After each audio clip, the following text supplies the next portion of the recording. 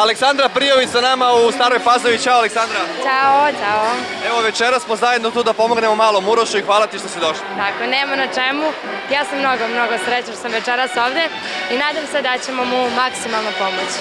Da, evo samo da kažemo gledalcima, broj 19 na 30-30, samo 100 dinara poruka i večeras dosta tvojih kolega se odazvalo i stvarno još jednom svaka vam čast.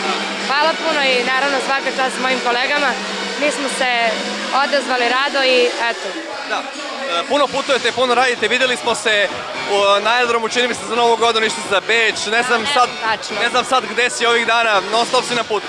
Pa jesam, kao i uvek, radi se, snima se nova pesma, uskoro i novi spot, sledeće nedelje se snima, tako da, ali za ovako nešto se uvek mora naći vremena. Nova pesma, jer da li vraćaš neki svoj stil kao Tebi je život dao sve ili opet neki duet, neki za diskoteke?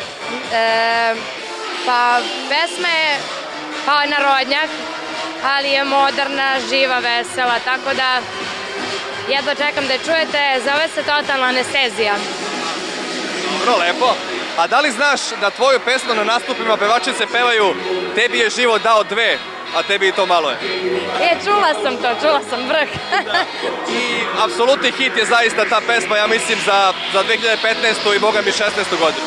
Hvala Bogu, tako je, pa vidjet ćemo kako će biti sa sledećim. Ali onda ti je veliki rizik sad, mislim, moraš da nastaviš tim ritmom, tim tempom. Jeste, ali ova pesma mi se toliko sviđa, kome god sam pustila svako odreagovao po zonu pesma je top, posle za nas kasno je to, pa ćemo da vidimo. Da, čekamo, za koliko, mesec, dva? Ma manje, sledeće nedelje snimam spot, čim završe to odmah. Jedva čekamo, Totalna anestezija. Totalna anestezija, nema da čekam.